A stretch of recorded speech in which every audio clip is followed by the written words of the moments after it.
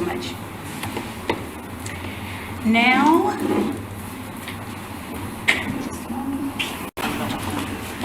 do we have public comment? Yes. Do I start now? Yes. Okay. Fellow senators, at the last meeting, it was apparent that some adjunct representatives' expressions of alarm that the bylaws could possibly come to a vote without their recommendations surprised and possibly alienated you. In my time today, I'll give you some data about who your adjunct faculty colleagues are and make the argument that the Senate would be better served if we senators cultivate a holistic faculty community rather than accept the fractured culture that has been the norm. We are already a lot alike, even if we don't have the same representation for voting rights. According to California Community College's data on PCC, for 2022, the demographic makeup of adjuncts is 5% African American, 1% American Indian Alaska Native, 12% Asian, 25% Hispanic, 1% Pacific Islander, 50% white, and 2% more than one ethnicity, with 4% not reporting.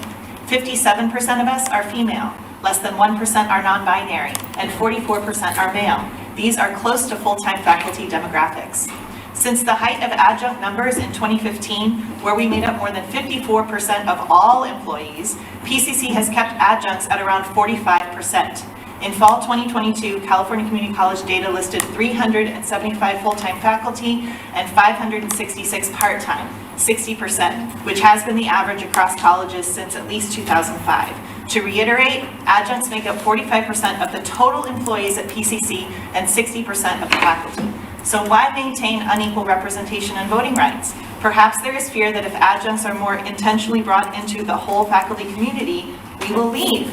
Contrary to that assumption, department rehire lists show that an average of 43% of adjuncts have been here for more than 10 years, some of us 15 to 20 years. Notably, adjuncts are assigned nearly all dual enrollment courses, a valuable area for the college. Many of us teach 3 classes per semester here, the limit we are allowed under California law. I sincerely appreciate the opportunities I've had at PCC to attend workshops on how to get a full-time position, but that cannot be the only path to equity, because frankly, those positions likely will not come. The data shows that the district wants their faculty to be 60% part-time. If you're worried about a quote-unquote adjunct takeover, your quibble is with the district that maintains this ratio, not with the adjuncts who are equally valuable to students and colleagues. Fully enfranchising part-time faculty will ensure the Senate has more power in our negotiations with the Board of Trustees. We can make this body more effective in developing and implementing policies, but we cannot do it individually and spontaneously. I urge you all to consider the benefits of systematically developing adjuncts equity for the Senate, for all faculty, and for all students. Thank you.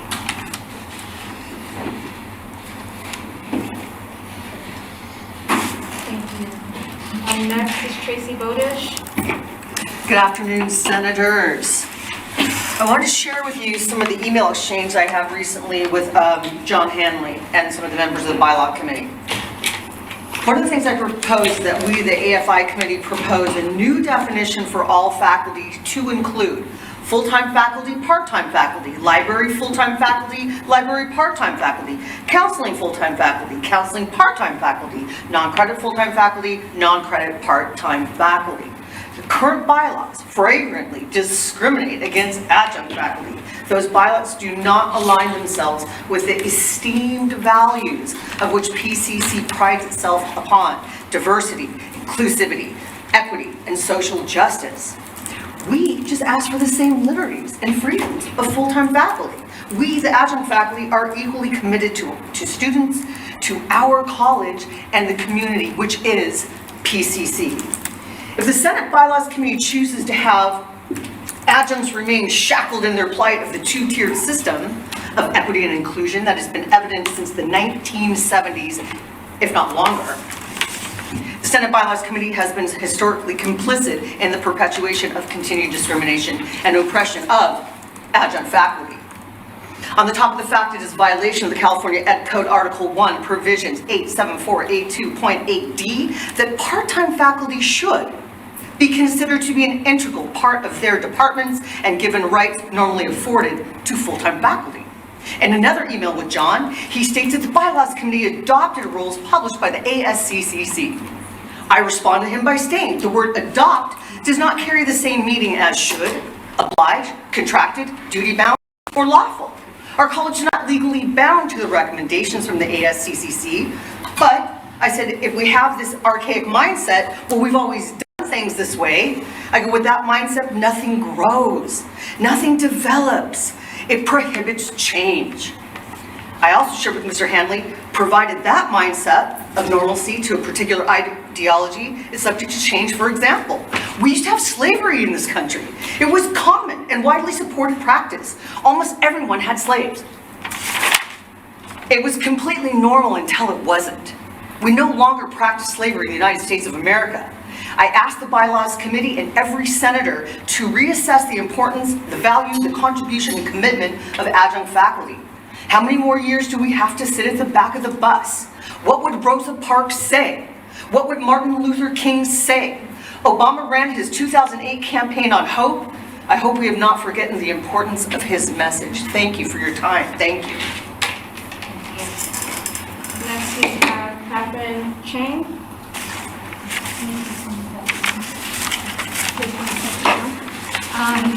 Thank you.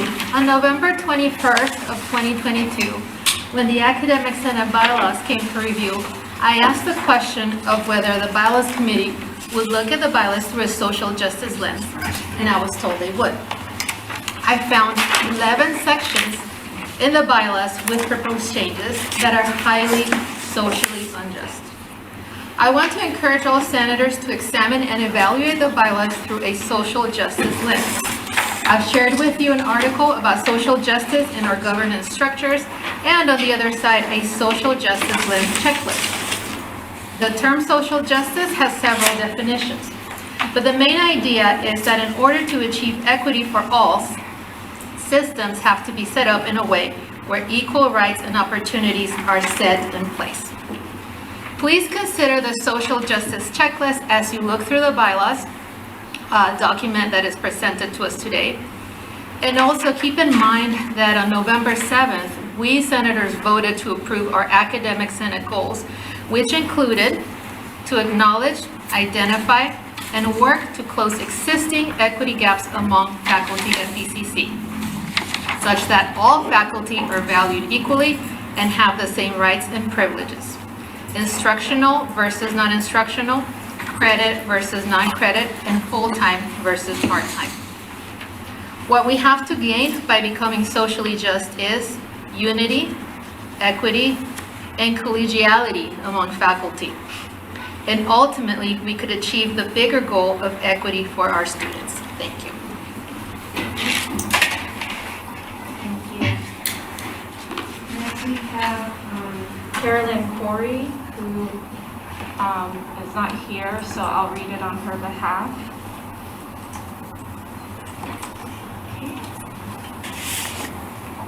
Thank you to the Academic Senate Board, officers, and Bylaws Committee members for your work. My specific recommendations regarding the proposed changes in the bylaws on the agenda today are Section 3.2 Executive Committee. Officers who have served their maximum 6 years will be eligible to serve as an officer again after 1 year absence from the Executive Committee. My suggestion is to change this to a 2-year absence, given the terms are now 2 years. Section 4.2 Eligibility to serve as an Academic Senate representative. Senate board members who have served their maximum 4 years will become eligible to serve as a senator again after a 1-year absence. Again, my suggestion is to change this to after a 2-year absence. Section 4.3, alternates to the Academic Senate Board. B, terms of office. Alternate senators serve 1 year with no term limit. The alternate should be elected for a 2-year term, but keep no term limit since they can't vote. Section 4.2, eligibility to serve as an Academic Senate representative.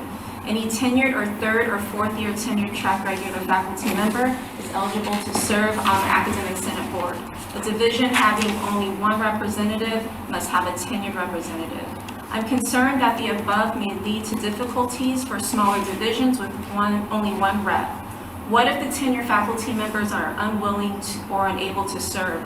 Someone who is 3rd or 4th year tenure track should be allowed to serve so the division has a representative. Thank you, Carolyn Corey. Okay, next is Shannon Margie. On February 21st, the Bylaws Committee, which I am a member of, met and discussed voting rights for part-timers who make up 60% of the faculty here, teach the same classes, and are required to have the same qualifications as you, our full-time colleagues. But we are disenfranchised by our school bylaws, barred from participating in voting or petitions. I was told that the reason is because the ASCCC's local handbook doesn't recommend it. So I shared my screen and read from the handbook, which does not anywhere say that part-timers shouldn't be allowed to participate in voting or petitions. It actually states that, quote, "The full-time faculty may provide for the membership and participation of part-time faculty members," end quote. I was told that, okay, while that may be true, it didn't matter because there were other reasons. For one, part-timers can't be expected to vote because they may be busy working at multiple colleges. I asked what the harm was. Sure, those who are too busy to pay attention wouldn't, but those who wanted to be involved could. Next, I was told that part-timers aren't invested. We're here for a semester or two and then gone to a full-time position. Maybe it once was like that before colleges started hiring mostly part-timers, but these days full-time positions are scarce. Being an adjunct is a career for many. I've been an adjunct here for 15 years. And of the 90 adjuncts in non-credit where I teach, 59 have been here for at least 10 years. We're very invested. Then I was told that if part-timers could vote, maybe a part-timer would vote for something and then get a full-time job elsewhere, and faculty here would be left to live with the result. But how far-fetched? This fear would only be justified if many part-timers all voted the same way and then all got full-time jobs and left en masse. Finally, I was told that full-timers just aren't ready for part-timers to vote. But I am looking at you, my full-time colleagues, and I just don't believe it. It's 2023, and especially in academia, we understand that suppressing people's right to vote is not okay. I pointed out that many other colleges regard all faculty's participation as valuable and allow them to vote, etc. Nothing terrible has happened as a result.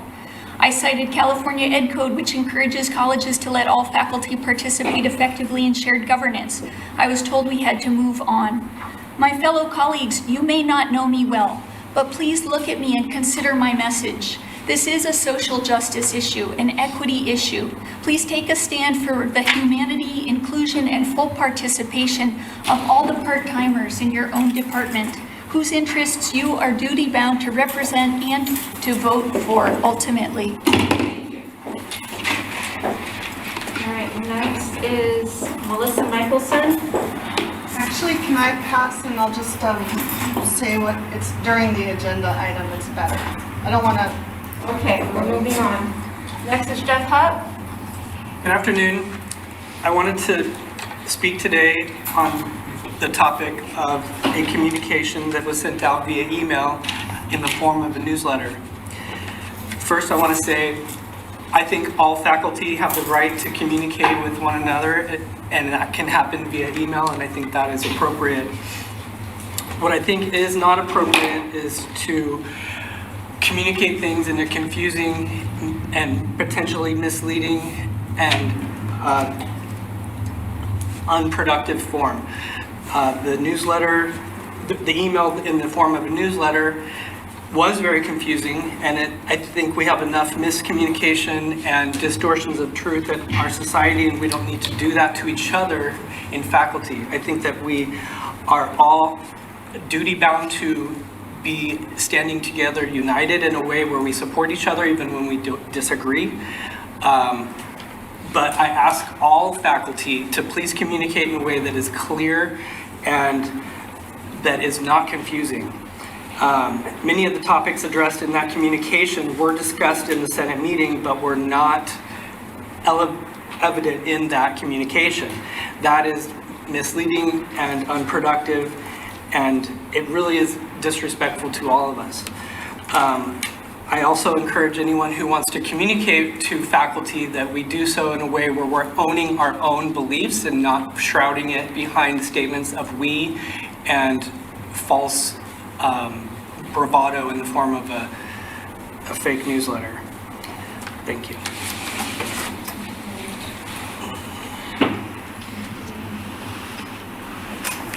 Next is Lindsay Ruiz. My name is Lindsay Ruiz, and I'm speaking out against the PCC faculty newsletter that was sent out by Melissa Michelson on Monday, March 20th. I find many issues not only with the content of the letter, but also its presentation. While it appeared to be legitimate and even used PCC photos, it quickly became apparent that this was not reflective of the faculty at all, but rather an intrusion upon the campus of one senator's grievances. For full transparency, a claimed value in the letter, the author and its contributors should have been named. How else are we to know who is responsible and who is being represented? That newsletter certainly did not represent me or many others I know. It was not sanctioned or approved by any campus constituency group. I'll add that faculty get Senate and campus information from their senators, which is the duty of each division Senate representative. There is no call for one senator to speak on Senate issues to the entire faculty and college. As for the content of this document, it is full of half-truths and misinformation, and its tone is aggressive, uncollegial, and downright disrespectful to our colleagues and leaders on the Senate Executive Board. They are the hardest working people I know on campus, and they are being slandered. In its simplest form, this document is bullying. For the record, I want it known that neither this document nor its author and or contributors speak for or represent me. The campus deserves an explanation for the newsletter that was shared, and the entire Senate Executive Board deserve a profound apology. I beg that this inaugural issue be its last. Thank you. Thank you. Next is a message from Dustin Hanby, and I'll read it on his behalf. Regarding the unauthorized PCC faculty newsletter. Just a quick message to support of you, Gina, and all you have done and continue to do as our Senate leader. This extends to the whole executive board.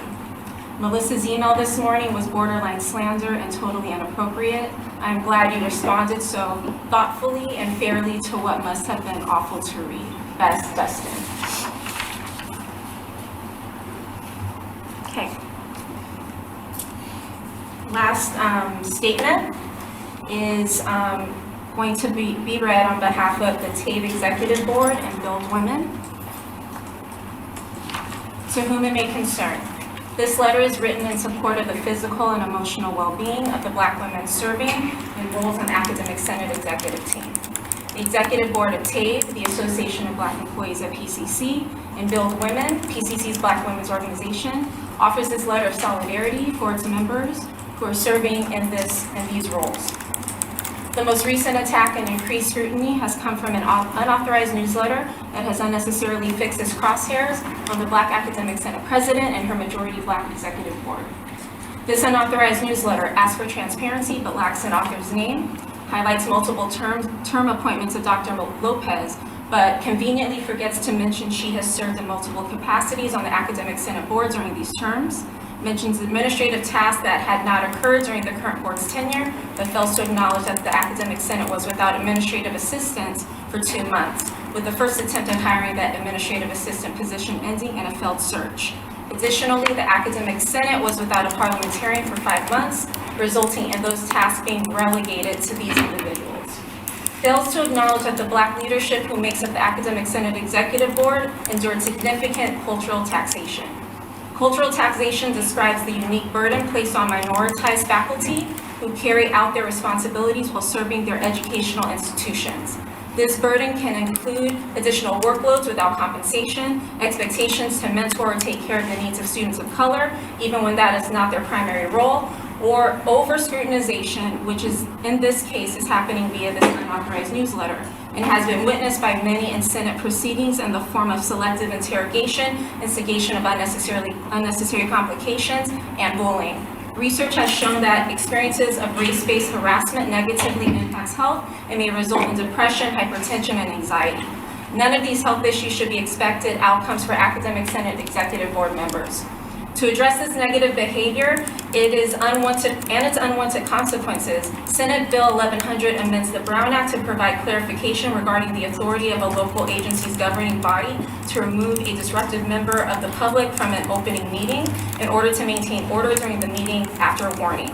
We encourage the Academic Senate to utilize this mechanism for meeting attendees who flout decorum rules, egregiously ignore time limits, bully colleagues, and engage in other forms of disorderly conduct.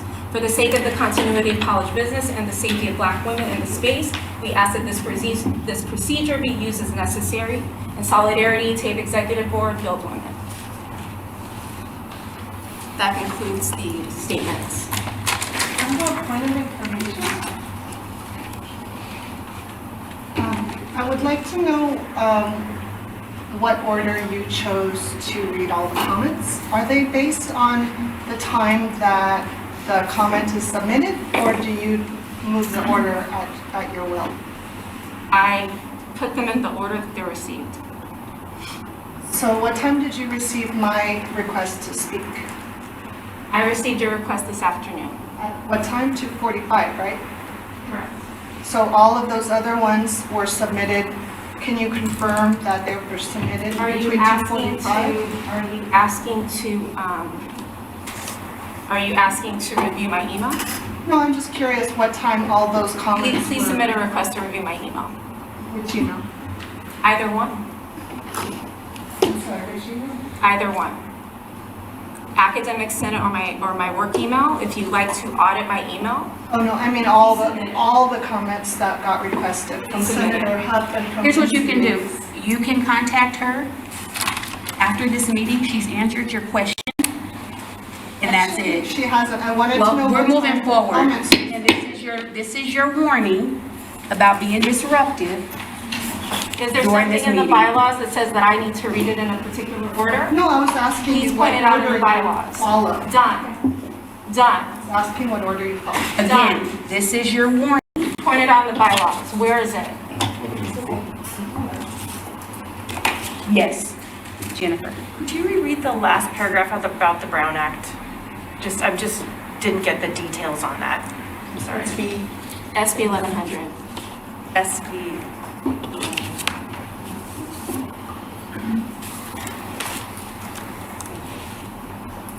Okay, we're moving forward and, make sure no hands. I'm looking for a motion to approve the minutes for March 13th, 2023. Yes, Meredith? The minutes. Okay, do I have a second? Second by Jose. Are there any objections? Seeing none, we can approve this by unanimous consent. Are there any objections? No. Okay, it's approved. Next, PCCFA. Bevel, are you here representing PCCFA? I am, Okay. believe it or not.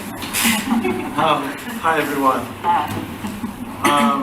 Before I give my report, I do want to say to the Academic Senate, for all the senators, that we need to preserve a positive work climate. We have students in the room, ladies and gentlemen, and we need to set the examples. And yes, you may not agree with everything that someone else does or says, but when you come to the meeting, you should be conducting yourself in a professional manner. That's all we're asking for, right? No one wants to come to a meeting and not have a positive experience. In terms of the FA, we are continuing to negotiate with the district. I just came out of a negotiation session, believe it or not, but I am here because I'm a senator as well, and it's part of my responsibility. We are very confident in the negotiations that we've had with the district. We believe that we are very close to a contract with the district, and that contract is going to provide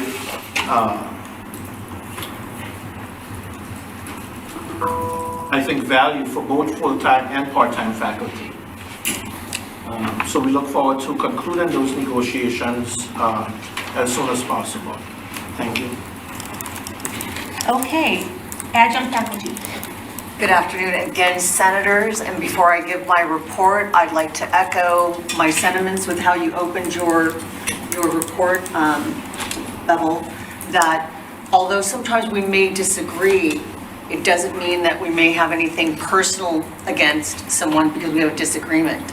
I might be in disagreement all the time with a lot of you, but it doesn't mean I don't like you. It doesn't mean I want to have a cup of coffee with you. And I think it's really important that we remind ourselves that we are working together for a common good. Good news from the AFI report. We had our first ever meet and greet last Thursday on campus in GM 103 at noon to 1. And we had pretty good turnout from not only part-time faculty, we had a member from the management team, sorry, I'm still meeting a lot of people that day.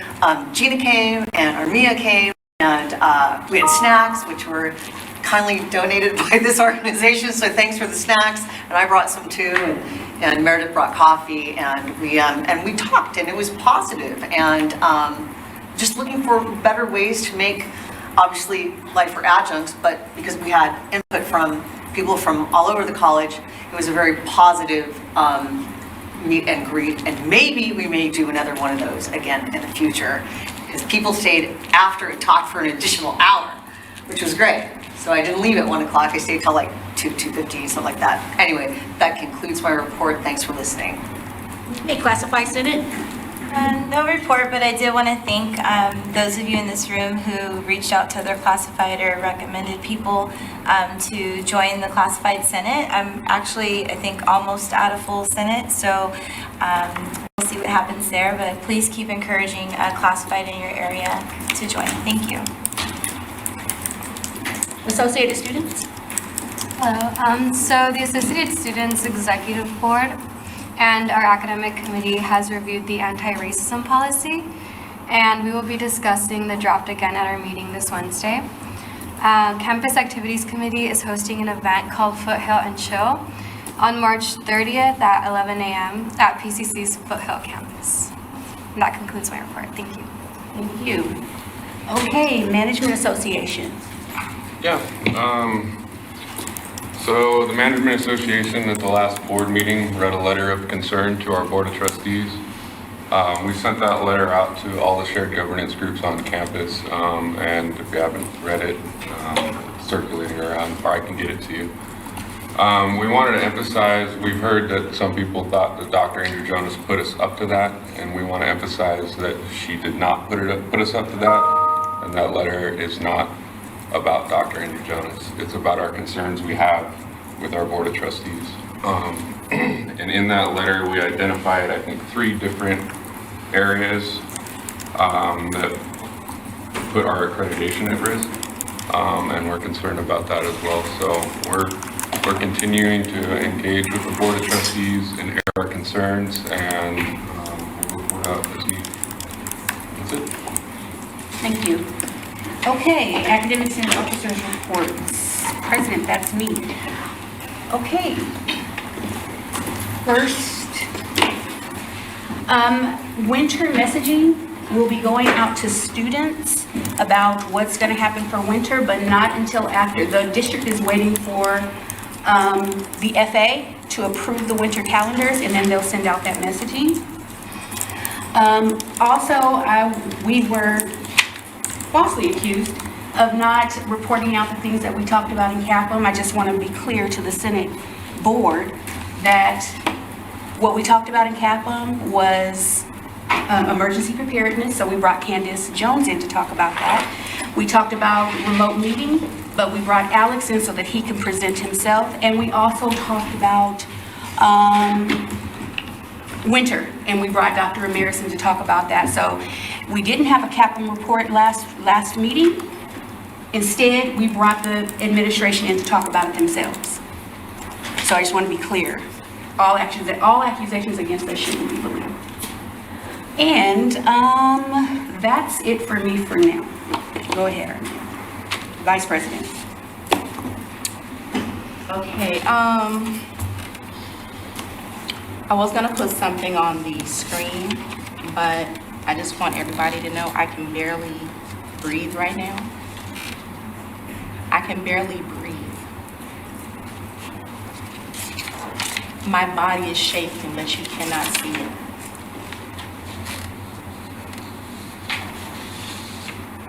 I'm a Black woman. And for some of y'all to compare your struggle for adjunct stuff to slavery, I want to vomit on this floor. How dare you?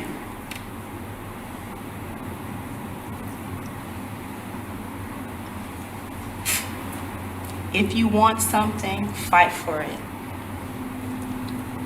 We're all about the fight. This is a democratic process. We've been more than civil, but you went too far. Voter suppression, rape, murder, children taken away. That's just slavery in a nutshell. Didn't mention taken from our homeland. Didn't mention years of Jim Crow that came after. Not to mention, my father-in-law picked cotton. Let's be clear, this is not that far for us. So if you want something, fight for it. But I will not sit here and allow you, anybody, to compare this struggle to slavery. How dare you? Do not do it again in my presence, because you will hear me. We've been more than civil. Look at this board. How much do you think that hurts? We all work hard. And if you know anything about the history of black people in this country, we work harder than anybody else to get half of everything. Regardless of your beliefs, regardless of what you want, fight for it, that's fine. Be professional and collegial. Because I'm being collegial as hell right now. This should be your example.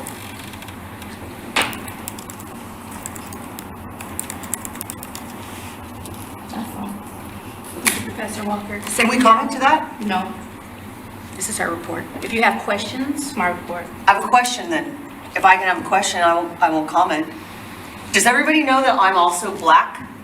I don't know that that makes a difference. Okay, I think it does. Okay. I'm black all day long. It doesn't. Every day. You're white passing. Well, you started your thing with saying that you're Okay, a black this is, woman. let's be clear. I'm not Okay. hearing a conversation. Okay. I'm not hearing a question.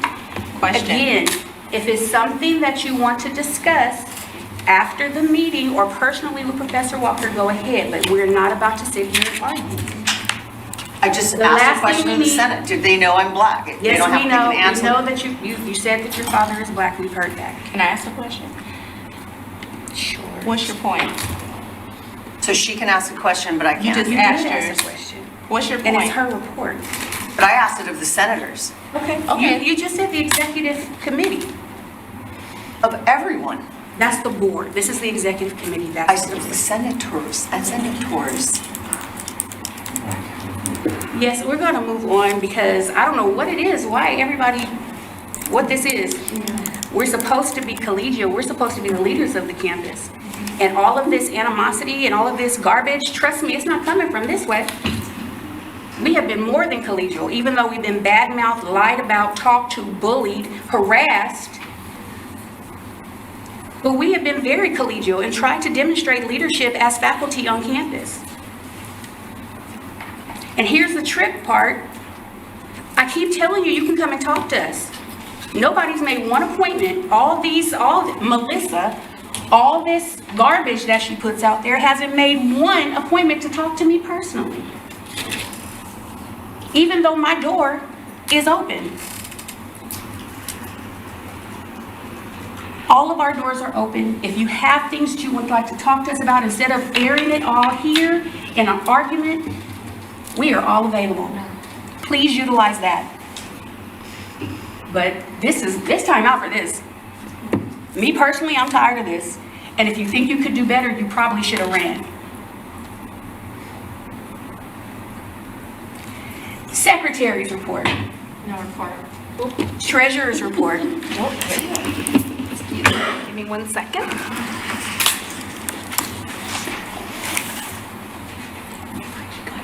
Okay, so as I mentioned at our last meeting, our income at current time is limited to the donations that we're receiving.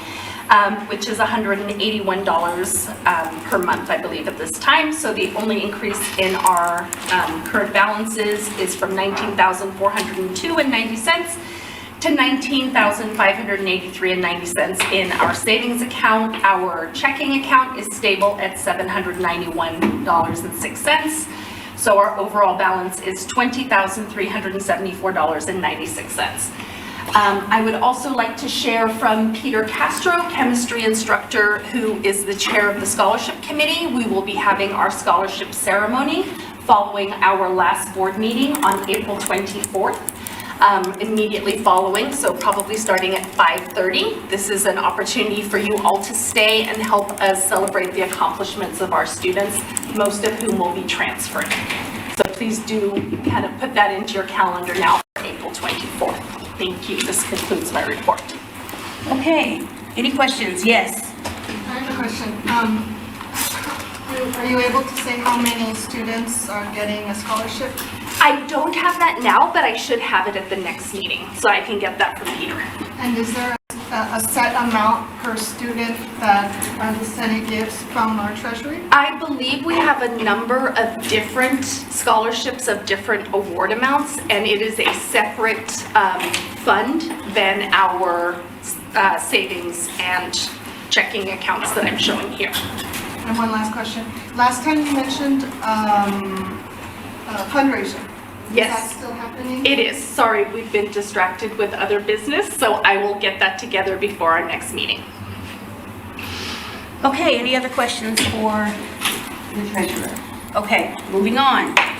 Bylaws committee, John.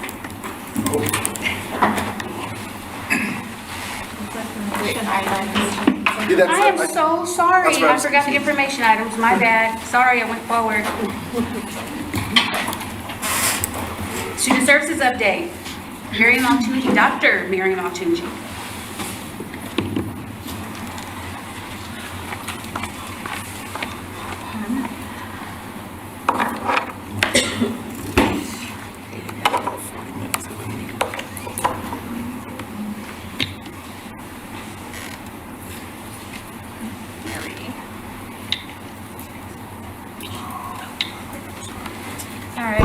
Hi everyone. I have the student services update for today. Just a reminder that we have commencement that's coming up on May 5th. We also have a number of different ceremonies related to commencement and graduation for our completing students for various groups. So you can check it, you can see this on the commencement website, and it links directly to the details of each and every event. Our summer registration is underway. We are a week and a day in, and we started registration much sooner than we have in the past, so we don't have any comparative numbers to this far ahead. So once we start catching up to the 30 days before start of term, we'll be able to see how we're comparing. But at this point, as of today, we have 2,395 students who've registered out of it's about 4,000 students who have the ability to register to this date. So we're continuing registration all the way through April 5th. And then lastly, in terms of registration and retention, we're doing a lot of work around retaining our students in terms of supporting them through various holds, errors during the registration process, prerequisite clearances, with helping them get their transcripts in and getting those cleared out, and making sure that if they have any outstanding debt, that we really help navigate them to financial services, including financial aid and potentially debt relief if we have the funding available for their particular needs. So a lot of our programs are working very hard, our success coaches, et cetera, and our counselors and our faculty leads in different areas that are overseeing programs to really help our students navigate the registration process. Summer is usually pretty low comparatively to spring. It's about 14 to 15,000 students is usually what we hit in terms of head count. And so we're really, the gear up for summer is really helping us gear up for fall as well. So all the work that's going into the registration prep for summer will also be helping our students get registered and prepared for fall. And that is my report. Are there any, yes, Lyman. Can you make that just like a little bigger really quick? That very slide. But... This is an example of the EOPS retention dashboard that I've created for them. So I just don't know what those numbers, So this is the date of registration. These are the number of total number of students that could have registered on that date, the number that did register, the number that did not register. And so so it follows them throughout the registration cycle, and you can see a percentage of students who have registered or haven't. You can also see of the students who had registration errors, how many did and were unable to register. And so the staff basically can dig into that and see what's going on with which student and really intentionally reach out to them and try to help support them throughout the process. I'm just trying to, how is it that we already have data from people who were supposed to be registering? Oh, it's because if they weren't matriculated and finished a step towards matriculation, they get bumped up. So this only gets updated once a day, and these things are happening all throughout the day. Okay, yeah. Yes, Melissa. When is the schedule of classes going live for the fall? I don't have that off the top of my head, but it is on our website. Was it the 15th? The 15th of April? Yeah, thank you, Jeff. But let me just show you. Sorry, ignore all these tabs. I love the desktop. Nothing to see here. But if you go to this site, under academic calendars, you can see under registration calendars, and you'll be able to see what fall and spring registration timelines look like, and the breakdown of who registers on which date. So it's all there. Yes, Danielle. I have a question about fraudulent enrollment. I have been getting a bunch of emails to add my class that started today, and they're all following like an exact template. I know before you were saying to report the ones that are actually enrolled, but if they're trying to get in your class, like, do we still fill out that form? Please do report those as well. You can just forward me those emails. Okay, yeah, I added them all into one and forwarded them to you, but I didn't know if there's a different, okay. No, that's perfect. Yeah, that seems to be happening. That's fun and new. Yeah. Yes. I just didn't know if there's anything on my end about rejecting someone's ad code, if there's still room in my class, like I won't have anything back on me for doing that. Let's talk more specifically about your cases, but if anyone else has that situation happening, just try to forward them over to me. If you want a faster answer, email it directly to me. I'm sorry, the ticket is proving to be a little harder to get to. But I do like having a log in the ticketing system. Okay, Jose? Can she repeat what the issue was? Like, what issue were you facing? I have a 6-week class that starts today, and just as of last week, I was getting a bunch of emails from PCC emails of students that were wanting to add my class, but they're following like an exact template, like they're copying and pasting it, and they just put in their name and ID number, but everything else is verbatim. And I got like maybe about 11 of those, something like that. And so I know like these aren't real students, they're all using the word for word the same email. But I just don't want to have anything come back on me for not letting someone add my class. Yep. One thing that I have suggested when that's come up is that you offer to meet with the student. Okay. So if they're willing to meet with you over a Zoom, just be like, hey, we just need 5 minutes of your time to confirm your identity, and then you can give them an ad code. That's an in your report sort of thing. Well, in the meantime, if they are fraudulent, I'll just start flagging them in our system. But I don't need to respond to them, do I? No, I mean, if they're that blatantly, like, whatever, but if you did want to choose to just be like, hey, do a Zoom, I'm almost willing to put money on it that they're not going to respond. Okay. But it is a curiosity that I have to see, right, and I can't test that out myself, so if you're willing to do it, it might be an interesting test to see what happens. See a group ad code Zoom. Righty. Okay, I'm sorry, we are out of time. So I need a motion to extend.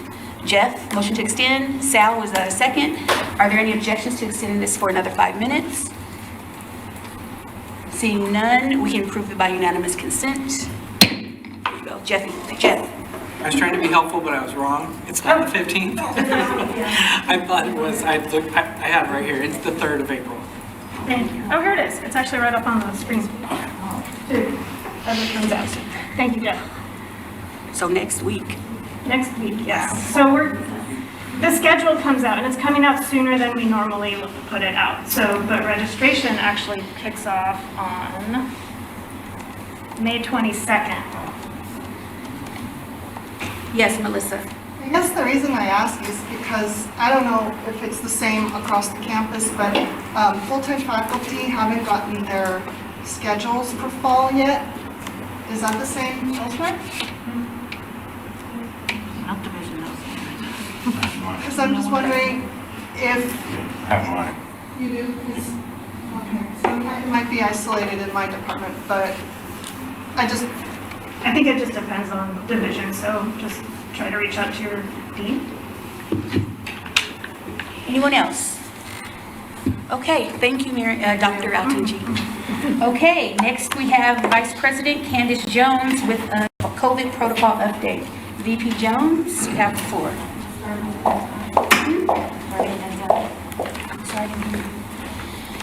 Darlene is on the list. Okay, Darlene, I will call you right after. Oh, no worries. No worries, I'm here. I jumped the queue. Yeah, apparently I can't read today. Good afternoon, everyone. I'm back. I mentioned 2 weeks ago and gave y'all a little activity to do with your areas, and I'm here to collect some feedback based on your discussions with your campus areas. I don't know which the West, if you just want to raise your hand and I'll take notes. I'll just give a quick caveat or a quick sort of update. We're continuing to process input that we're receiving from a variety of our constituent groups, so our associated students, our classified senate, our management association, as well as various sort of pockets of folks in our community, so that we can move forward with some level of understanding about how folks feel about that, so that either way, whatever decision is made, that we're providing the appropriate resources necessary for folks to kind of move forward with whatever decision is made. So I will, Dr. Lopez, do I just open to the floor? Can you call on folks if they want to? Yes, if you have an update, or if you did a poll for your department, if you want to talk about any of that. Yes, Taryn. Yes, the kinesiology, health, and athletics are for getting rid of the restriction of having a vaccine. And especially as a coach, it is a lot easier to recruit and bring people to PCC without any more limitations. Thank you for reading that. Okay, Lindsay? In English, the majority of people who responded to me, I'm not sure if they also responded to Tim, want to keep the vaccination requirement in place. There was only one person who didn't want it, and a few people wondered what the experts were saying. They want more information about experts. I'll ask one clarifying question to you both. Is that keeping for both students and employees? Ours is for both. Okay, and both. And then let me respond to the question. All of the local city of Pasadena does not have a vaccine mandate for its employees. It's a public entity, so it's hard to compare as it relates to students, but at least for their employees that work for the city, neither does LA County's measures end at the end of this month. Healthcare workers continue to have their mandates through May 11th, at least at this point, because that's when the federal regulations end vaccine protocols, whether it relates to indoor masking or vaccination protocols. Till May 11th. May 11th for healthcare workers. Okay, and Lean? Our division, 40 people responded to the survey. 77.5% says yes to keep the mandate for both staff and students. One faculty comment that she wanted to know more what it means to be vaccinated, like boosters, how many boosters, what's the latest date, and so forth. And someone else said something to you. We also had a couple of faculty say that they wanted a data-driven choice to connect our choices to something like the Pasadena Health Department, where the decisions would automatically be made by professionals in epidemiology, and then those rules would translate automatically. if we could have some kind of a system where if they say masks, we do masks. If they say vaccines, we do vaccines, so that we're more connected to professionals in that area. Anyone else? I'll go this way, Jennifer, then Jose, and then Mariah. Social Sciences Department voiced no opposition to removing the mandate. Jose? So for math, 17 of our colleagues responded to the poll. 58.8% said yes to keeping the requirements for both, and 41.2% said no to not keeping it. And for the ones that voted yes to keeping them, most of them had the argument of they wanted to feel safe, somewhat secure and comfortable coming to campus.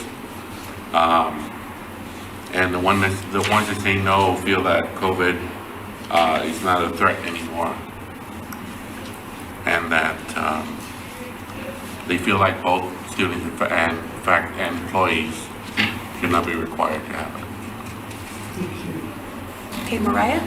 First, I'm jealous that you guys had majority. Mine was 50-50 split. But regardless, for both sides, for those who voted no and yes, they both had the consensus that the vaccine should be presented in the same way, that the flu shot highly recommended, the annual flu shot's highly recommended, but it's not a mandated policy. So. Okay, was there anyone else who wanted to report out from their department? Yes, Melissa. Hold on. I need a motion, Jose. 5 minutes. Motion to extend by 5 minutes. Ling, is that a second? Are there any objections to extending this by 5 minutes? Seeing none, we will approve it by unanimous consent. Melissa. Non-credit, anecdotally, for those that responded, they said that they don't find the need anymore. And thank you, Candace. I sent you those emails. A lot of it was similar to natural sciences. They want a data-driven, choice. So, and thank you for getting the email to me. I haven't seen it. I haven't read it yet. Anyone else? Okay. Thank you so much. I'll be back at some point. I promise. And I want to apologize to the Senate. I am off my game today. I had a death in the family on Friday, and I'm still trying to deal with that. And I forgot to call Darlene. Come on, Darlene. Thank you. Come on, Mexican. If I win a prize, I'll be excited. Thank you, everybody, for having me here today. I'm actually just coming to kind of speak on an informational item. Some of you may be aware that our bookstore contract is actually ending at the end of June. And so I'm putting together an informal source selection committee, and I really would love to have one representative from each constituency group. It's a volunteer. Basically, we had our job walk last Friday for the request for proposals that went out. We have 2, and so basically it's not very intense, but it's just to review the proposals. We get together as a group, we discuss it, come up with our recommendations from each of the constituency groups, and then make our decision ultimately to go to the main board for award. So if anybody is interested, please email me. I can give you guys my email. Oh, the RFP stands for a request for proposals. So basically how that works is we have kind of a general scope. It's a bookstore. So what we really do with a request for proposals is we leave it to the vendor to kind of provide us with an idea of how they would run the bookstore. So long as it obviously meets the needs that are addressed in the request for proposals, that's what that means. So if anybody is interested in volunteering, as I stated, I would love to have a faculty representative. Send me an email and I will get you guys on board. That's it. Yes, Danielle. Are you limiting for only one faculty to join, or if multiple are interested? I'm just doing one, it's just small selection source committee because we only have 2 to review. So I have a student rep, I have a classified senate rep, I have a management association rep, and so I just need a faculty rep. And I also have a CSEA rep as well. So. I just would like to state that the library has been mentioned in previous contracts and how librarians are able to refer students and finding their required materials. So I really hope that the librarians will be given consideration for that position. Absolutely. Again, send me an email if you would like to volunteer, absolutely. Thank you. Wonderful. Thank you. Yes, Melissa. Oh, sorry. Oh, I just wanted to make sure I understood this right, because I don't see, this is just for, you're looking into new contracts for the bookstore? Yes. And So you're looking for a committee to work on that? it's an informal committee, so vendor contracts don't go through the shared governance process. So I'm just putting together, much like I did with our food services, just a small selection source committee.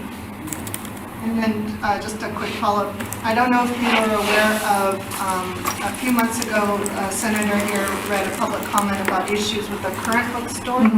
I'm not aware of that. You are aware? I'm not aware of that. Okay. I recommend, hopefully you'll get that in the future, because I think the problem is campus-wide. Is there a possibility for the current bookstore to renew, or are they kind of out? Actually, their contract ends in June. We had two that responded, two vendors that responded. One is the current bookstore. So that's what the selection source committee is for, so that we can review the proposals and discuss. Okay, any other questions about the RFP? Okay, thank you. Thank you very much. Thank you. Okay, this time for real, John, it's you. But not for the bylaws. Not for bylaws. I'm just here to announce the results of the Academic Senate Officer election. I don't know how much detail you want here. There were 157 ballots submitted for president. Gina Lopez won. For vice president, Armia Walker. For secretary, Sheila Rose. And for treasurer, Lindsay Ruiz. And I can give more detail, but or send this out. And I think this will come out in an email tomorrow to everyone. Congratulations.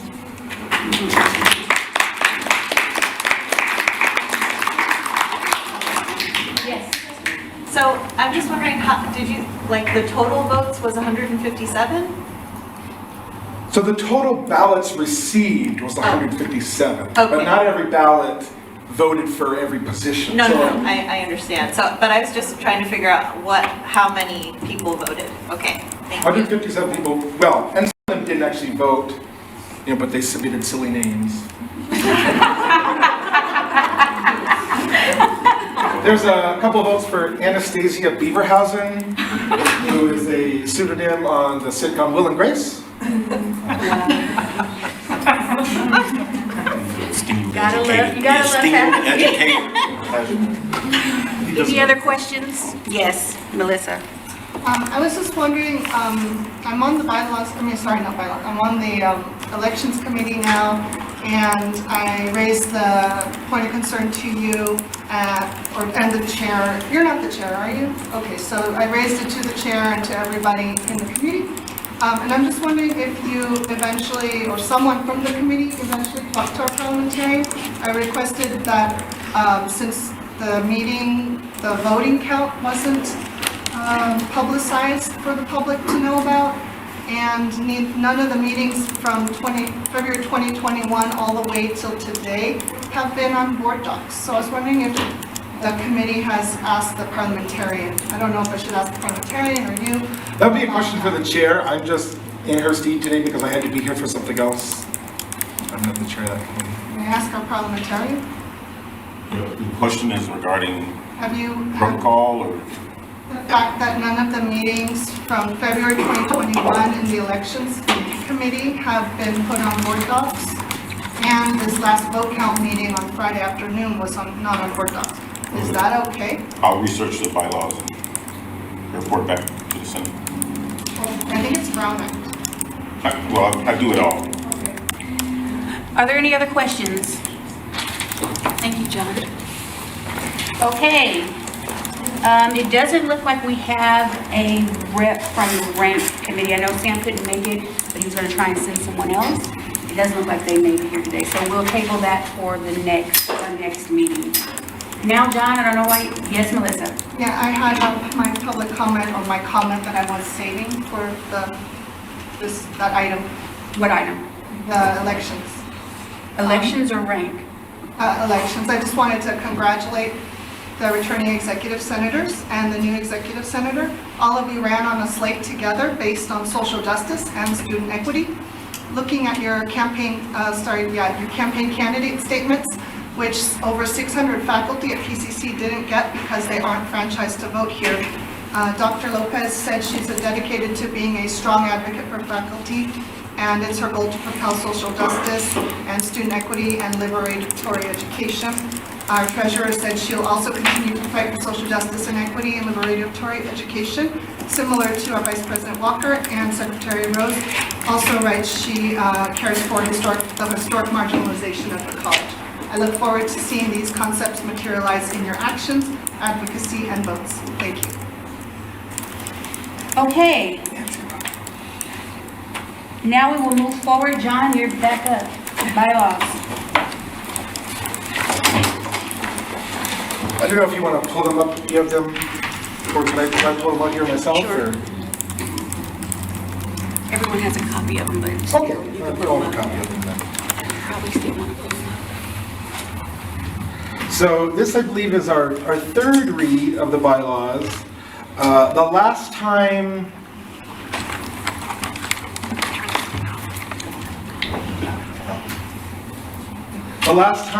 I was here, or the last time these were presented, I wasn't here the last time. I think the only thing that's changed since the last time these were presented is in section, it's easier to find it here. We added library back in, so we,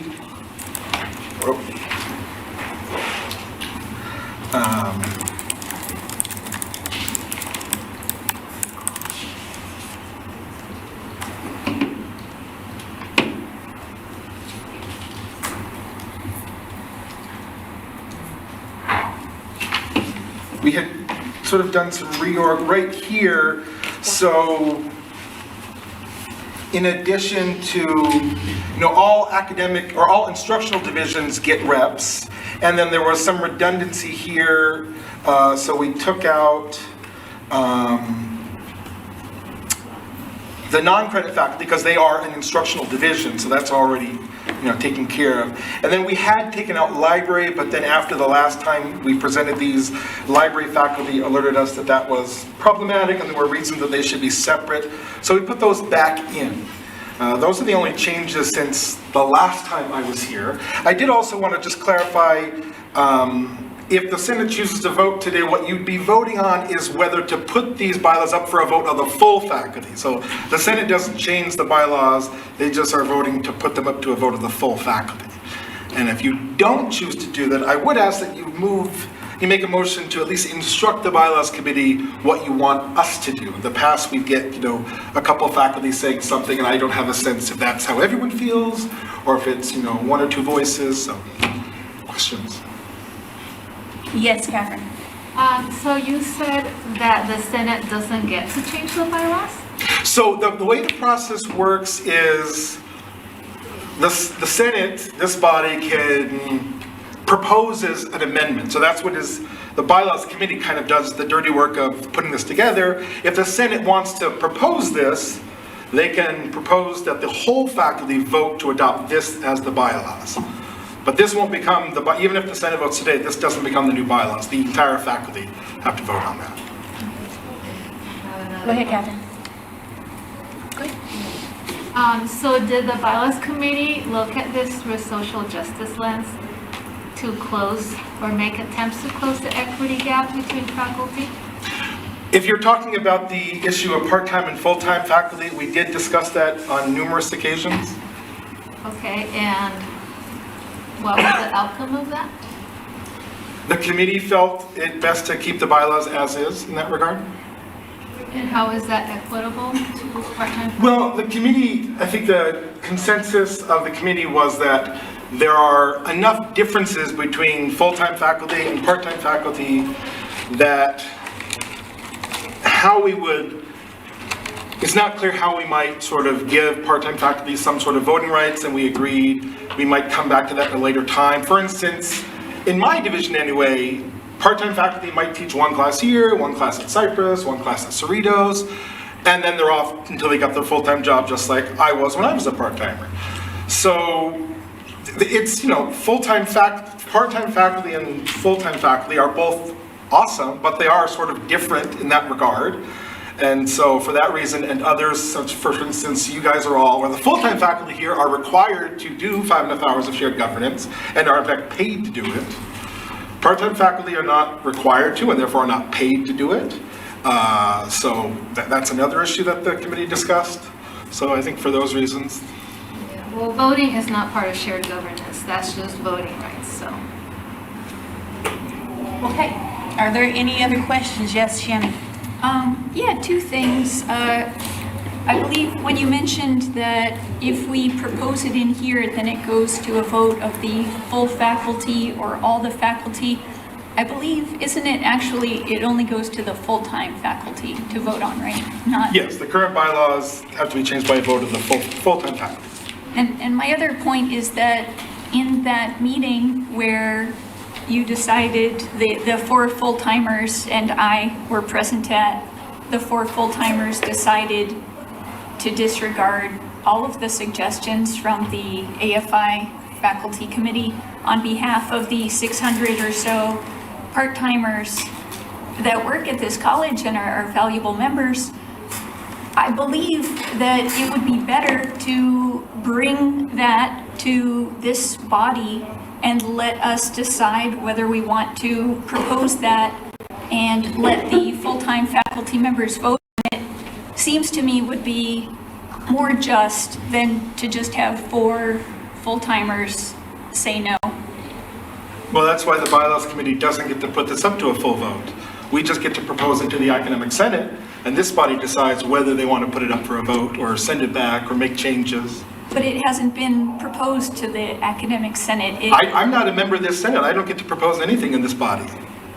Well, we could have. At that meeting, if we had agreed jointly to bring it to this body, then at that time, we could have had discussion on it, and we could have voted on whether we want to send it out to all full-timers or not. But as it is, you guys never got that chance because it was killed in committee. Okay. What I can say to that is, I think everybody on here, on this Academic Senate board and across campus have the ability to get on the Bylaws Committee so that they can serve. And that's the committee is there to do this work so that we don't have to do it here. But they can't move it forward without the say of this body. So I understand what you're saying. I just don't know that it would be practical. That's what committees, that's why there's subcommittees of the Academic Senate, because we can't do everything in the 2 hours that we're here. I feel like the people here, they may not be very acquainted with what the issues are of part-timers. They may not even have known before today that part-timers aren't allowed to vote or fully participate in democratic processes of this campus. So I would really like to ask you guys whether you would support democratically here deciding whether to bring it forward to all faculty. I'm sorry, that's not how this works, Shannon. There is a process that we follow, and this is part of the process. So unfortunately, we cannot do that, and I just talked to our parliamentarian to double check. That's not part of the process, to just jump in and overrule what the subcommittee already went, the work that they've already put in. Yes, Melissa? I have a few questions about the draft, and thank you to the Bylaws Committee. I've been on the Bylaws Committee for years. I know it takes a while to draft things, to hear what happened in the Senate, what the discussion was, what the concerns are of the senators, because as you're saying, it's not the Bylaws Committee purview to, pass something, it's ours. So you guys have created a document, and it's for us to approve or change. So thank you for that work. I just have a few questions. Now, last time you weren't here, but Dr. Lopez was doing the presentation, and I brought up a bunch of concerns. I think other faculty have too. But I don't see them at all in the bylaws. And so, which is fine, but I'm wondering, and then I emailed you, you know, at what meeting you guys had discussed this. I also emailed the committee chair and everybody, and I asked my concerns because Dr. Lopez said, send them to the committee. We don't need to talk about it here. The committee will handle it, and then, you know, that's the process. So I followed the process, but I think nothing happened. What's your question, Melissa? What I've done is, so I have some questions about the bylaws. I put them here for the senators because sending them in an email just didn't seem to take. So I want to make sure you get a copy of this as well. Can you get that all the way over there? Yeah, if you have stuff to distribute, this is not that's not a forum for that. It's not a presentation. So if you have a question for him, I'm not able to present my questions, so I put you can ask him. I've already called you out of order once. I don't want to have you removed. This is out of order. Well, I'd like to go over my question. Just ask him the question. Okay. Well, I thought it would be easier if he had it in front of him. Well, he doesn't need 20 copies. Motion to extend. Thank you, Lyman. Do I have a second? Yes, Margaret, thank you. Any objections? Okay, then we can approve this by unanimous consent. Thank you. So these aren't really questions, but they're suggestions for changes. They're on page 2. How many honorary members are there? Are they? What are their rights and duties? I'm not sure if we have that, those as members. 3.2A, I recommend looking at that to be elected and continue in office. 3.2D, when it says shall review such actions, what exactly does review mean? Maybe you could go deeper into that for clarity. Page 3, Article 4, you mentioned in the bylaws it says student support, but I'm wondering, and then there's a chart here. Student support, is that the dean where it's vacant? Or does that mean student services? I think that should be more clear. Page 4, I recommend wherever it says instructional divisions in the bylaws, because currently in the chart, it refers to academic divisions. So I wonder if you want to firm that up so it's clear that it's not instructional divisions anymore, but they're called academic divisions. I also recommend keeping the library, non-credit, and counseling listed out there. The library was, I also made it clear that for non-credit, we want to be listed. The library and VAMS have been subsumed. English, languages, and ESL have been subsumed, meaning the combined. And so I'm not sure why the library got extracted again from the subsumption. That's a noun. So that's great, and so I would also recommend doing the same and making sure counseling is intact, library, and non-credit. On page 4, 4.3, there's some contradictory language. Part A and B contradict each other about the term limits. So same as regular senators, it says for alternates it should be the same as regular senators with no term limit, but according to another section of the bylaws, it's suggesting senators should have term limits, so that could be cleaned up. Also, alternates per division. I'm wondering how many per senator, what about part-time? Page 6, 5.2A, makes reference to the coordinating council. Does that mean college council? That might need to be updated as well. Page 7 refers to term limits for, actually, it doesn't refer to term limits for chairs, but in the sake of equality and equity throughout the bylaws, if we're talking about putting term limits for senators and for executive senators, which is rather new, then I would suggest also our chairs get term limits. The last 2 points would be just to add the word rules in front of amendment in 2 places in paragraph 8.3 on page 9, because it's unclear if it's which kind of amendment. Since you're talking about rules amendments, just add that word in there. And then finally, on page 11, there's no mention anywhere about the immediate past president. There used to be in the bylaws. So now on page 11, that's kind of lingering in the back. So I was wondering if you wanted to just double check and go through it, that that's consistent. So I put these in a piece of paper for you, and I hope you can take it back to the committee and go through it. I'm also concerned about going through our latest Senate goal that we all approved was, I don't have it in front of me, but it was all about looking at things through an equity lens. So maybe you didn't get a copy of that rule, but I think there would be many places in the bylaws to do that. So I appreciate it if you could come back or at least talk to the committee about these. Thank you. Are there any other questions? Yes, Tracy. And then, I'm sorry. That's okay. Sorry about that. Let's see. I guess in the form of a question, John, you said many things in your presentation. One being that,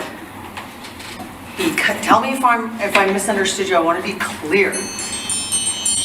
Okay. I need, yes, Jose? 5 minutes? Extend by 5 minutes. Is that a second, Jeff?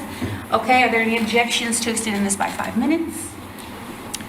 Okay, we're extended by 5 minutes. Thank you, Gina. So you were trying to explain to the group that because adjuncts work for more than one college, you tried to explain that we weren't possibly vested in the shared governance process because there's a chance we might leave.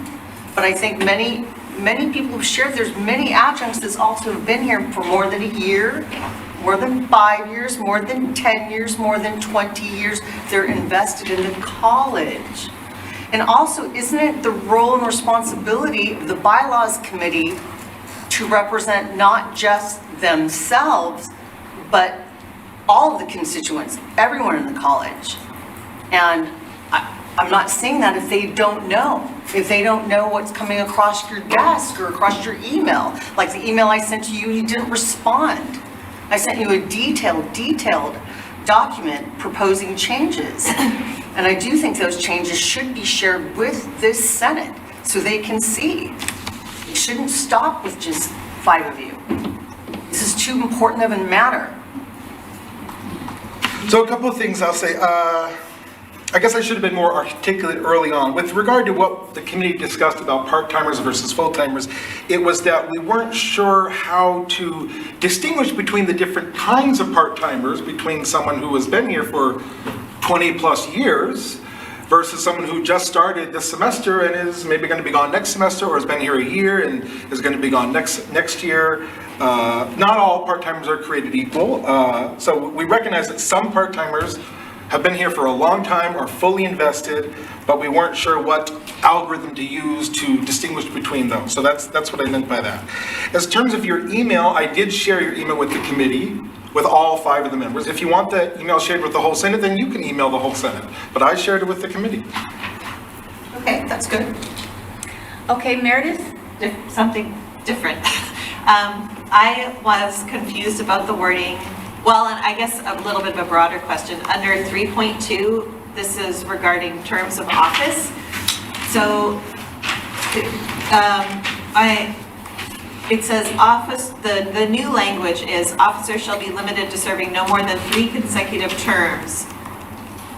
And that, so when you say 6 years there, would be a total of 6 years, those 3 consecutive terms? Yeah, because the new language, if passed by the faculty, would change the terms to 2-year terms. Okay. So 3 terms would be 6 years. Okay, and then it says in any capacity on the executive board. So who've served their maximum 6 years will be eligible to serve. Okay, so is it that someone could serve in a capacity on the executive board for 6 years and then serve in a different capacity on the executive board for 6 years? Or is it, I guess it says any capacity.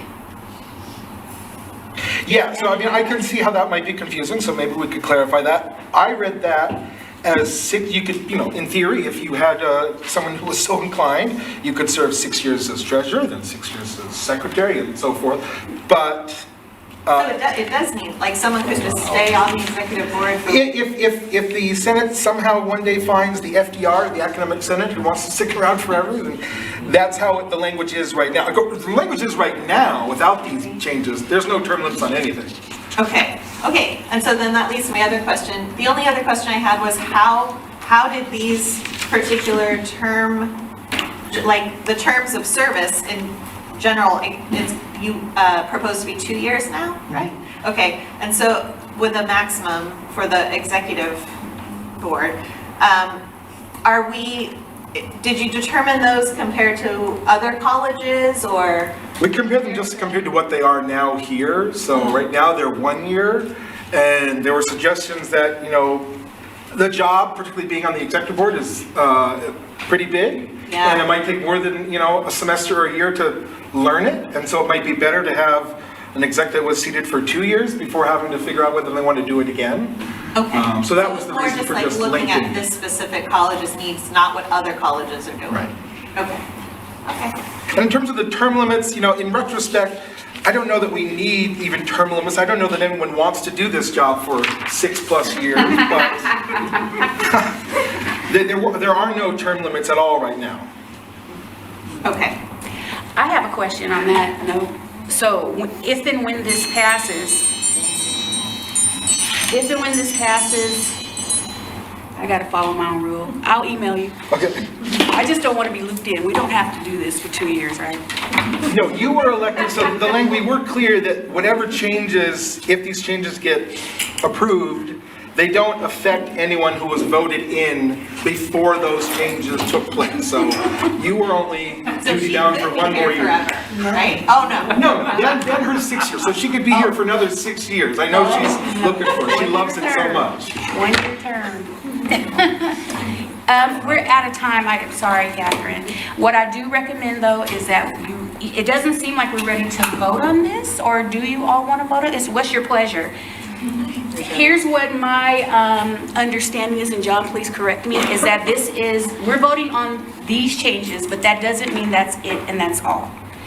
The Bylaws Committee can revisit some of the issues that are not in this current bylaws, because these changes were made a year ago?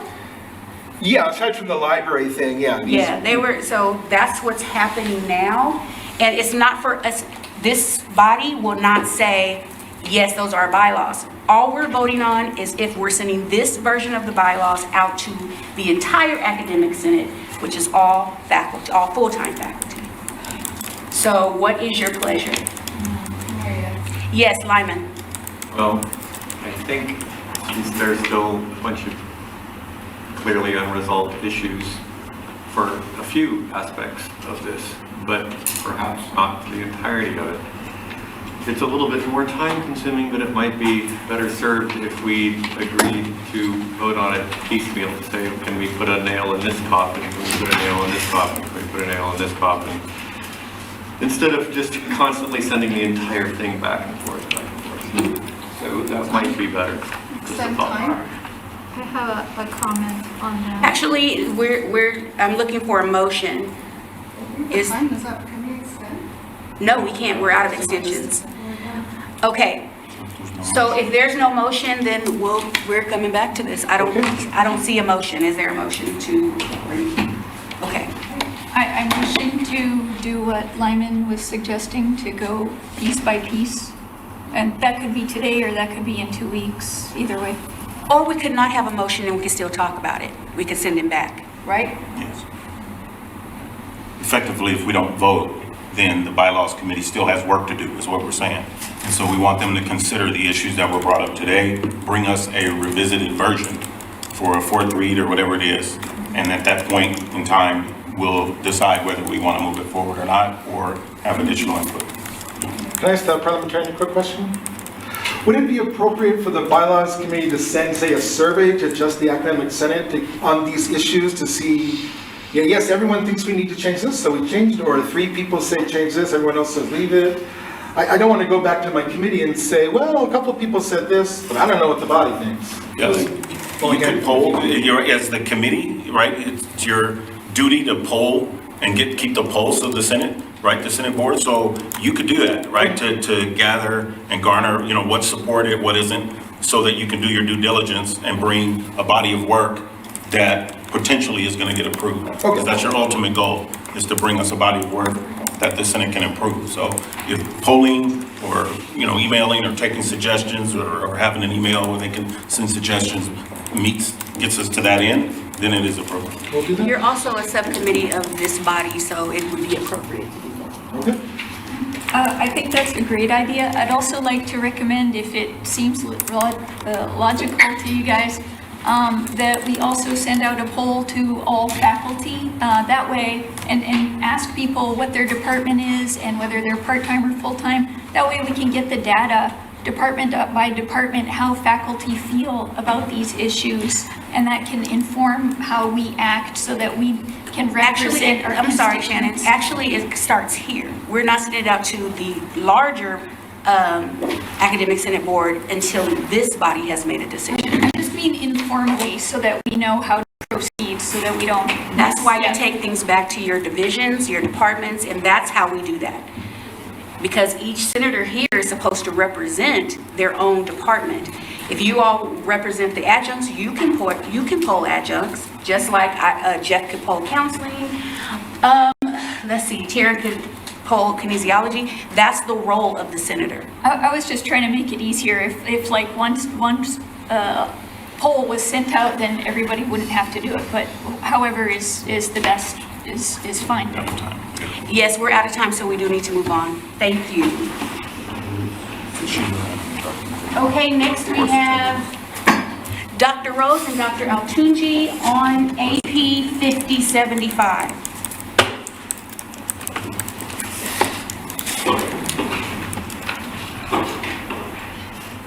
Okay, so this is our 4th read of our policy on course attendance, adds, drops, and withdrawals. We appreciate all the input we've had so far.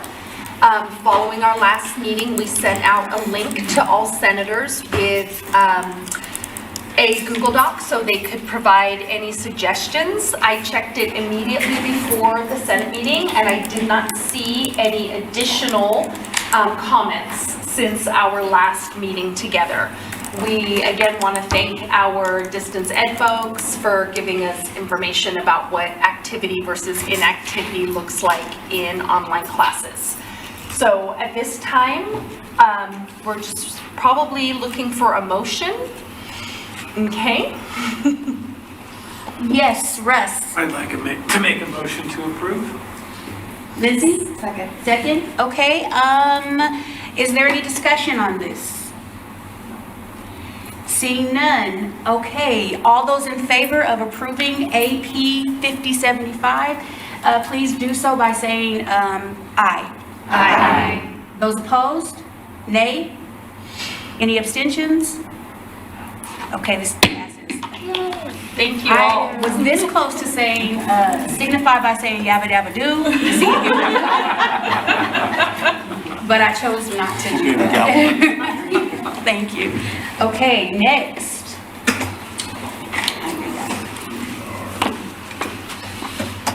I'm sorry, my computer died. APBP 3400. Okay, and that is Armia Walker and Lindsay Ruiz, isn't it? I'd like to say first that our what you see on board docs for this updated version is actually not the most updated version that we have because our group met on Friday. and we had to get our document in by Wednesday. So we basically sent you the same document with a small revision, but now we have lots more revisions. Two of the things I wanted to address were Melissa's comments, because that was the majority of the feedback that we got. We did add a definition for social justice, so that was one thing we added. And the other thing was that we were looking at the definitions to put them into bullet points as opposed to numbering, but we decided not to do that because in conversation, how will people be able to say 2D, for example? I'm looking at this particular definition. So even though they're not ranked in any order, we decided to keep the numbering as was. Okay, yes, Melissa. So I looked at what's on board docs. And what you're saying is what's up there is different from what's on board docs. This is probably the same one that's on board docs. This is it. Yeah, but I'm saying we're still working on it. And so there are changes that we've made since this came up.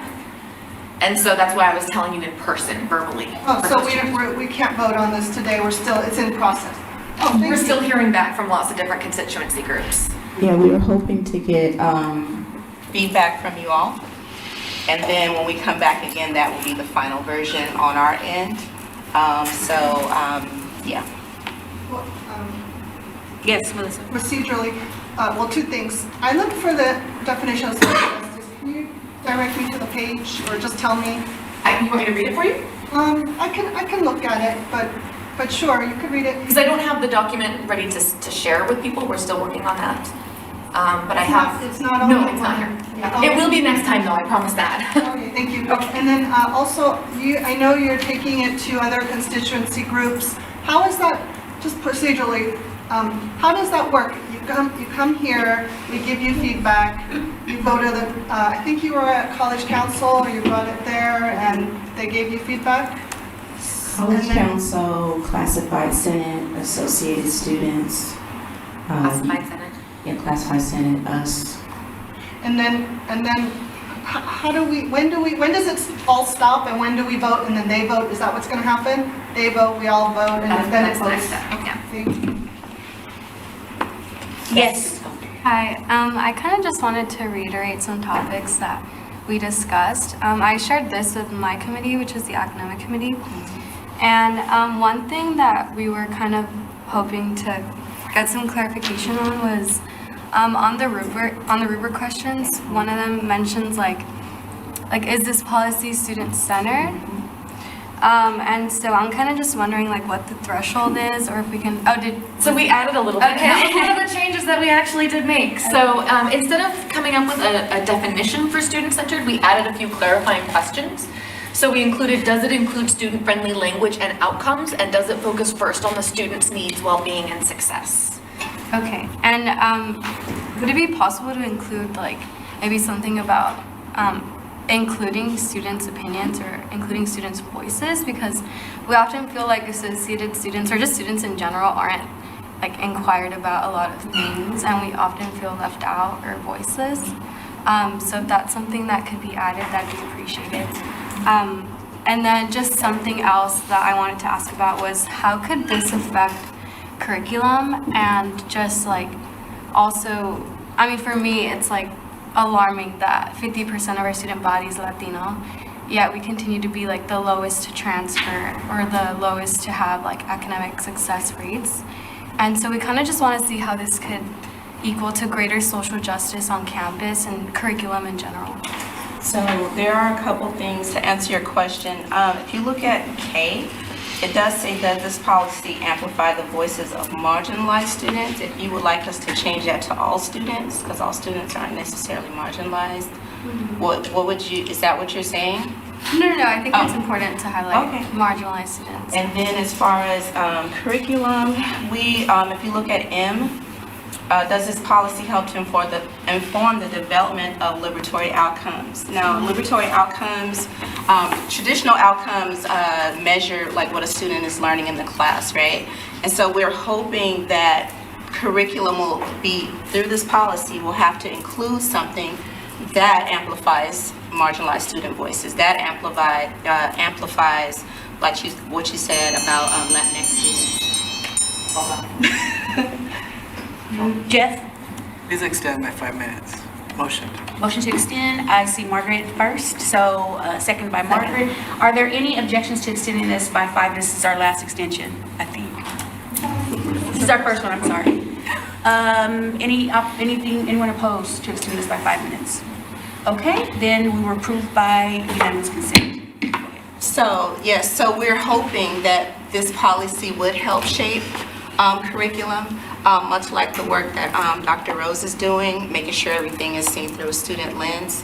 We may be having to filter some curriculum through this policy as well. To your point, yes, we feel that's important as well, and that's what we're hoping.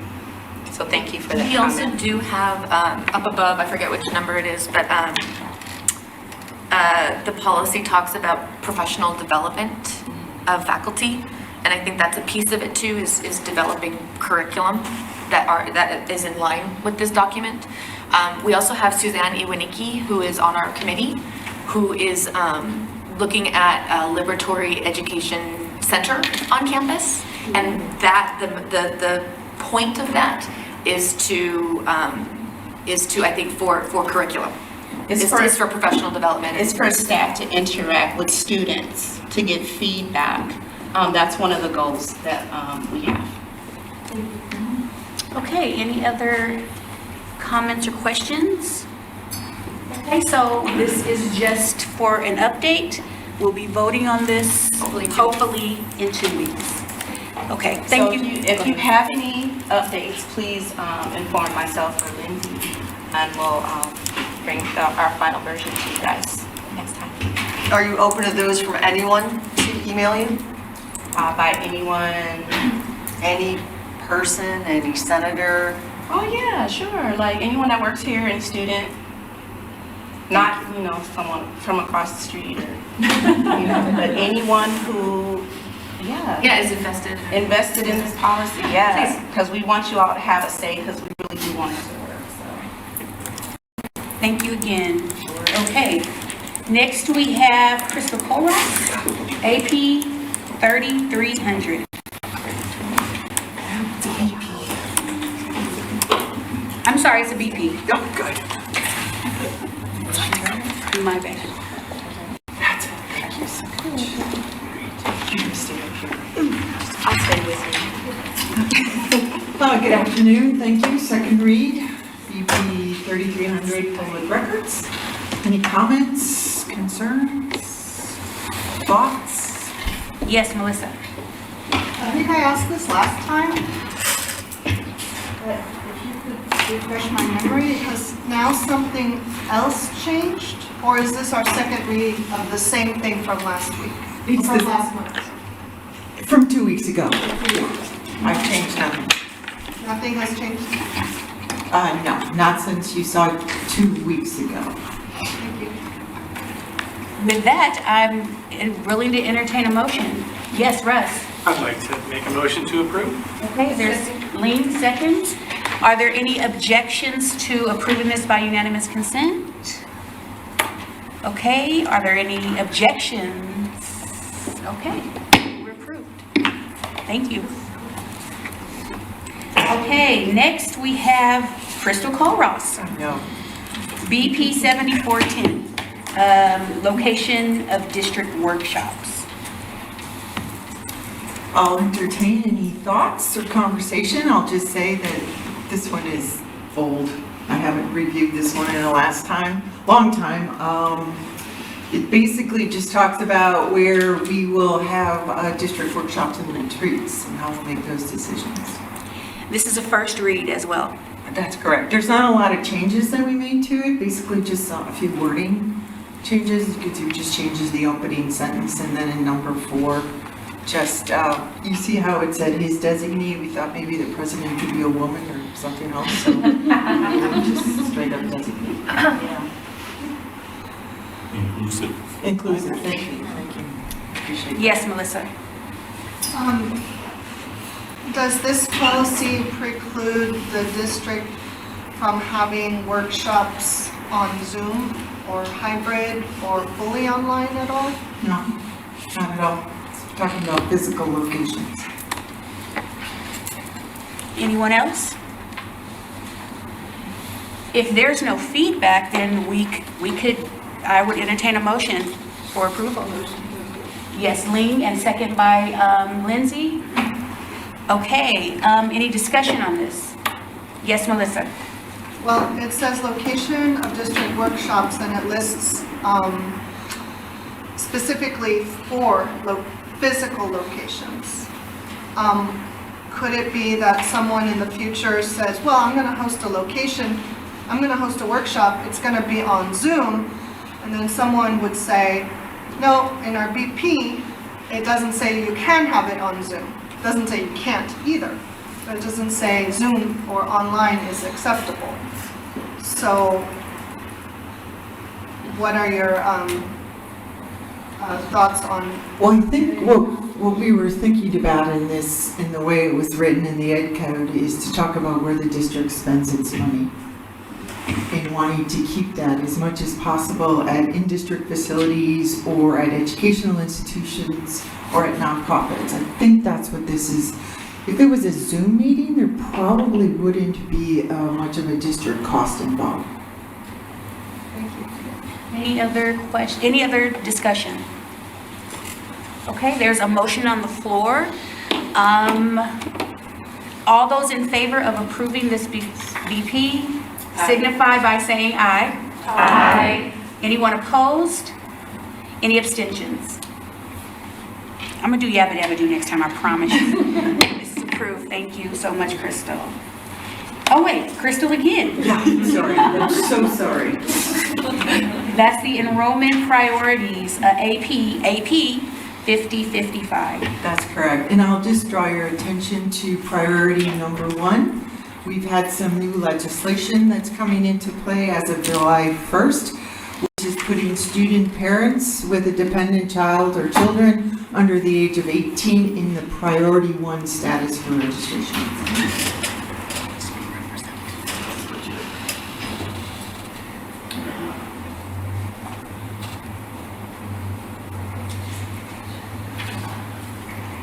I'm sorry. Again, yes. Move to approve.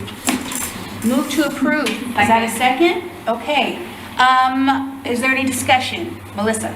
I'd like to bring this to my department, because this is about students enrolling. And I'd like to see what they have to say, unless you tell me that this AP 5055 has nothing to do with non-credit students, then I don't want to take it to my department. Does it apply to non-credit students? It's credit. It's mostly credit. There isn't really, our non-credit students have the priority of non-credit. It's only until they come to credit that this takes into effect. Does that answer your question? Yes. Okay. Are there, yes, Tracy? I'm not an administrator, so I don't know everything about everything on campus, but thinking about our student athletes, is there something in here that covers them? Just want to make sure that They're priority 2, I think, or 3. They're in the four. Yeah. 4? Yeah, yep, 4. So they go on the 4th or 5th day. Thank you for that, because I couldn't see it, and I just wanted to speak on it. Yes, Catherine. I just want to make sure, this is just up for review. There's no changes since the last time it came to the Academic Senate? Yeah, thank you for that. Actually, President Lopez brought that up to me. You guys just saw this in 2021. But as I said, there's new legislation that just came into play that's in Ed Code that's going into effect on July 1, which moves student parents into priority 1. Okay. Lyman, did that answer your question, Catherine? Go ahead, Lyman. That Ed Code specifically says student parents, not people who are responsible for others. They have to literally be parents of the... I mean, I'm not saying what the Ed Code is, I'm saying is that what the Ed Code is?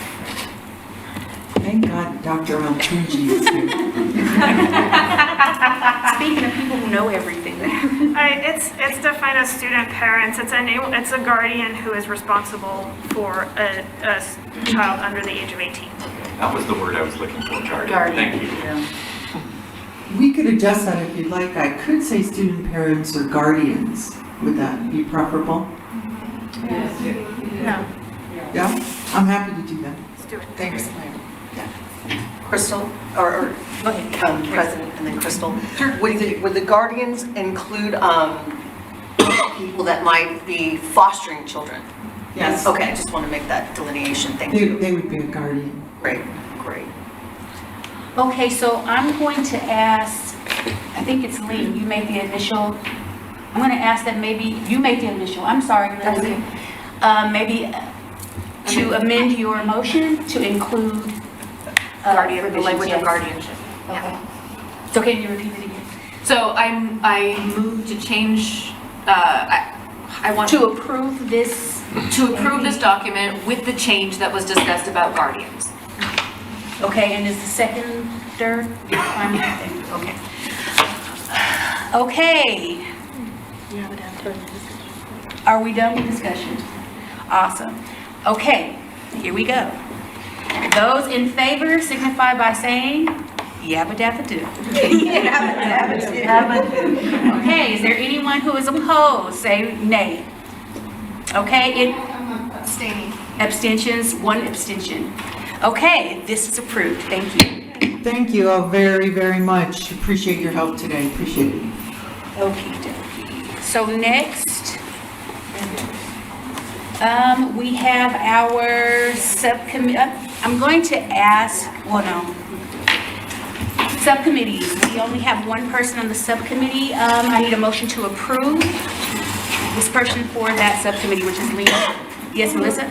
Okay, is there a second? Danielle's a second. Are there any any objections to approving this by unanimous consent?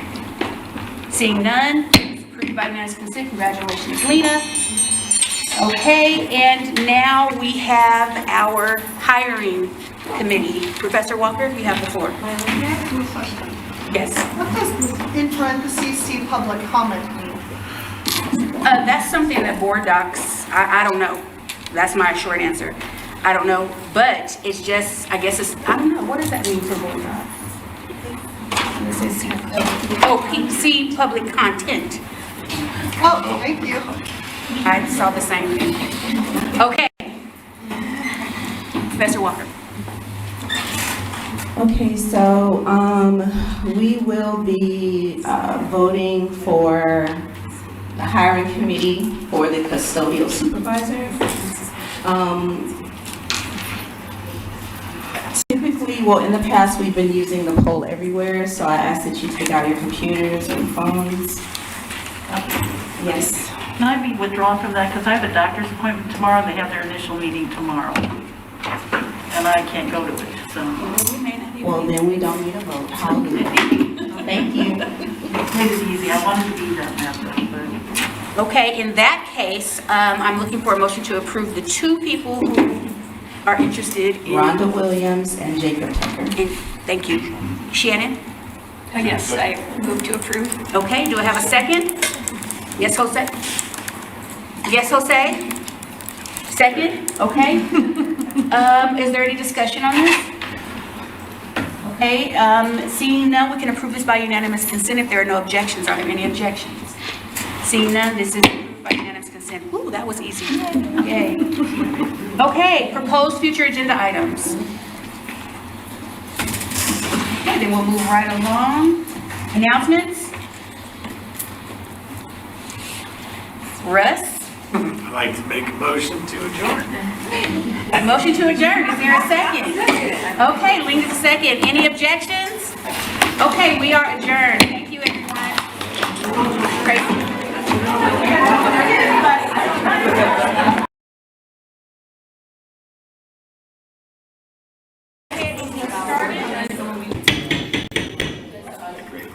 We have a quorum. So we're going to get started and call this meeting to order at 3:02. And we'll start with our land acknowledgement.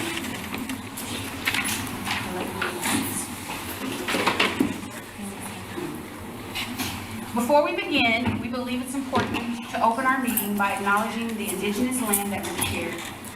Pasadena City College is a learning community within the indigenous homelands of people who have been known as the Gabrielino Band of Mission Indians of the Chichiquanga Village in Keith Nation.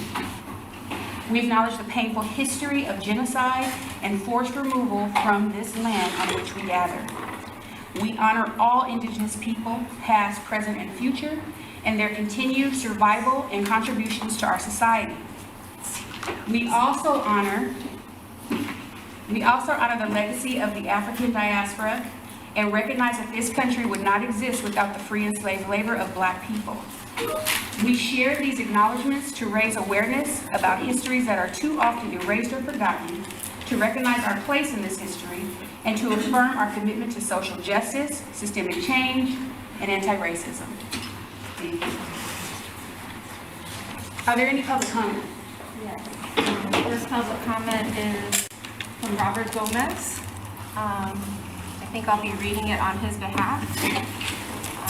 3 minutes.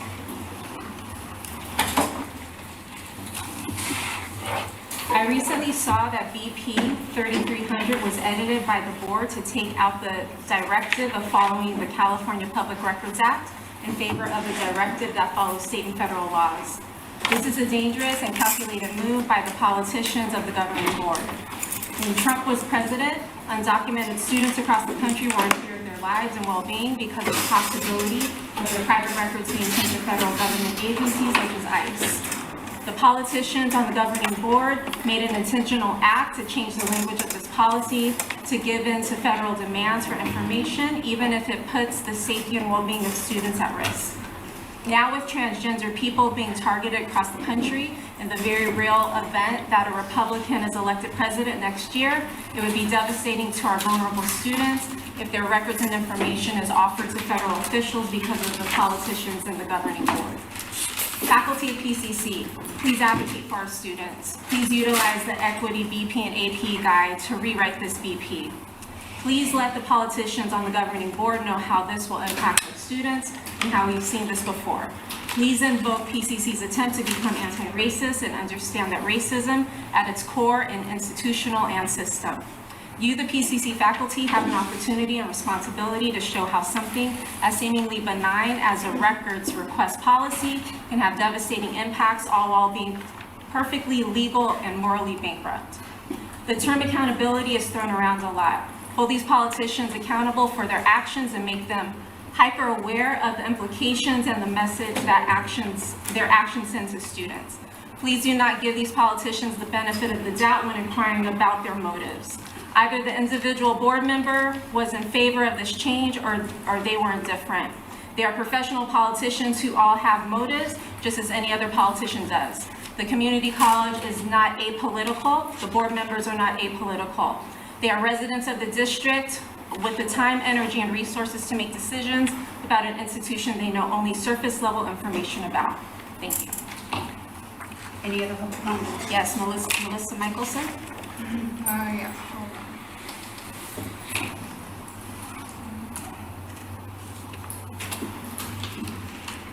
on. Okay, yeah, thank you. In early February, the chair of our elections and nominations committee presented the calendar of Senate elections to us. At that meeting, before going up, she whispered to me that she wanted to know the reassigned time of all faculty at the school. So I offered to send an email to VP Ramirez on her behalf. As you know, I had been wondering what the reassigned time is just for the 4 positions in our Senate exec, because if faculty are being asked to run for those spots, it makes sense that they know how each position is compensated.